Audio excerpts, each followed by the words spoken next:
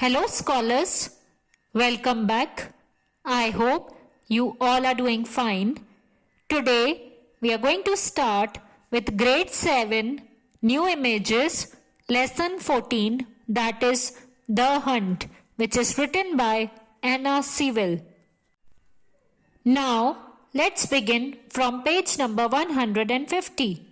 Before I was 2 years old, a circumstance happened which I have never forgotten. It was early in the spring.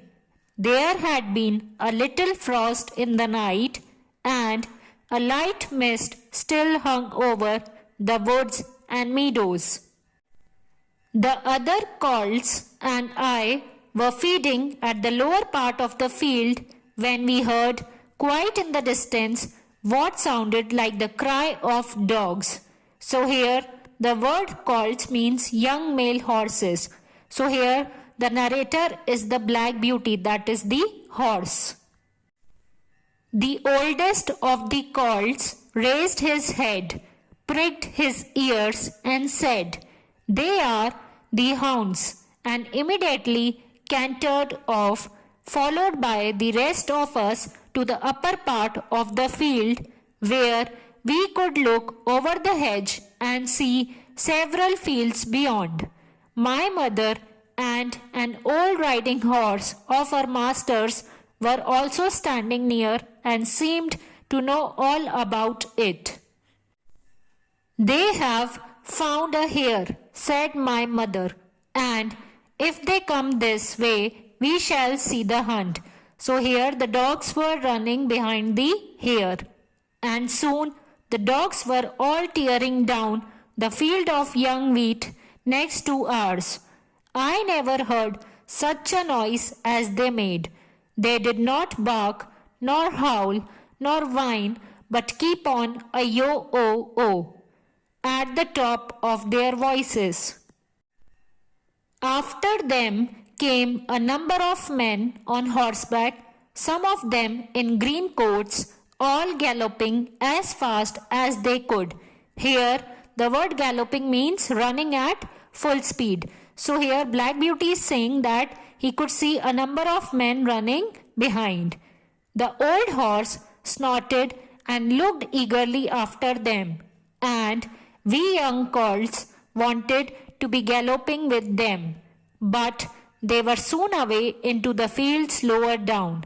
Here it seemed as if they had come to a stand. The dogs left off barking and ran about every way with their noses to the ground. "They have lost the scent," said the old horse. "Perhaps the hare will get off." "What hare?" I said. "Oh, I don't know what hare. Likely enough it may be one of our own hares out of the woods. Any hare they can find will do for the dogs and men to run after." So that means all of them were running behind a hare.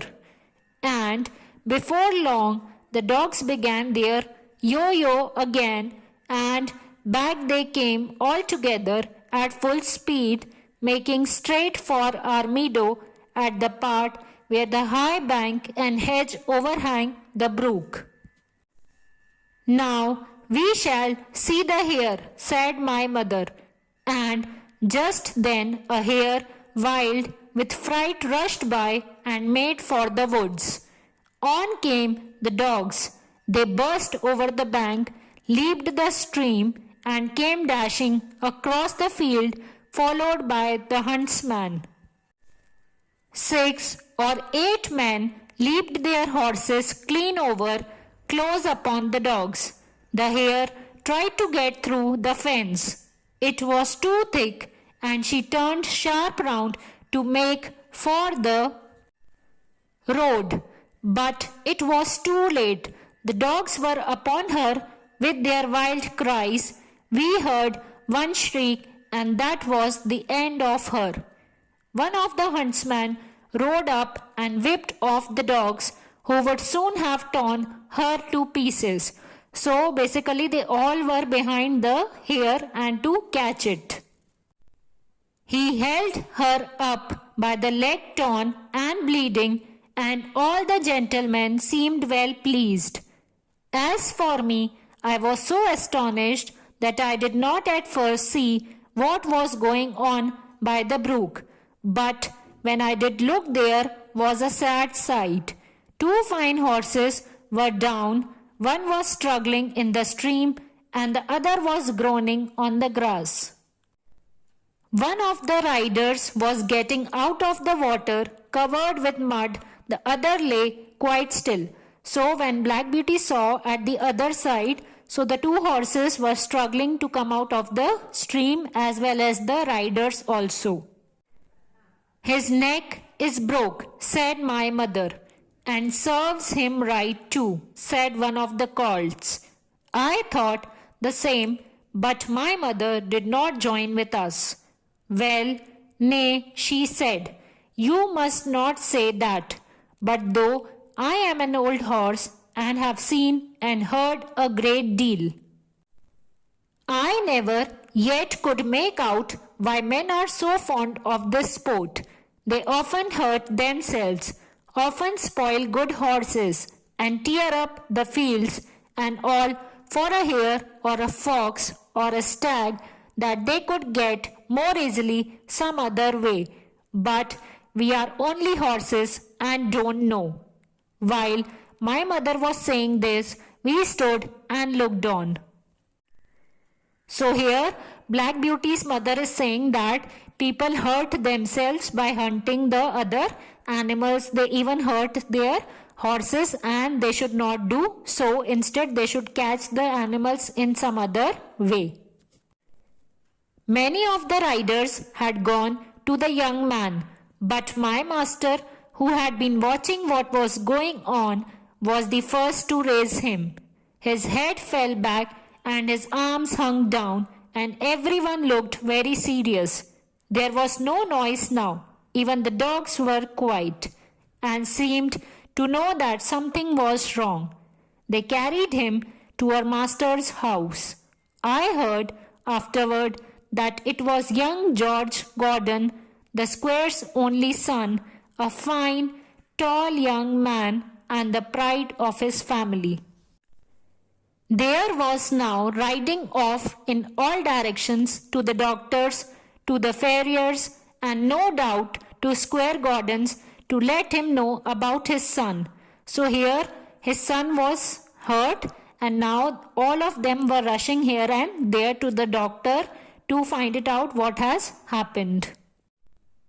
When Mr. Bond, the farrier, came to look at the black horse that lay groaning on the grass, he felt him all over and shook his head. One of his legs was broken. Then someone ran to our master's house and came back with a gun. Presently there was a loud bang and a dreadful shriek, and then all was still. The black horse moved no more.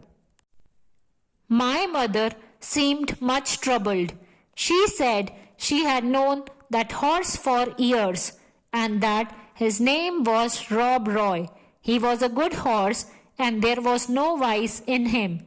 She never would go to that part of the field afterward. Not many days after, we heard the church bell tolling for a long time, and looking over the gate, we saw a long, strange black coach that was covered with black cloth and was drawn by black horses. After that came another and another and another, and all were black, while the bell kept tolling. They were carrying young Gordon to the churchyard to bury him. He would never ride again. What they did with Rob Roy, I never knew, but it was all for one little hare. So here Black Beauty is saying that this hunt which were they doing for the hare went wrong, and here Gordon and his horse was hurt, and even they died, and the hunt went wrong.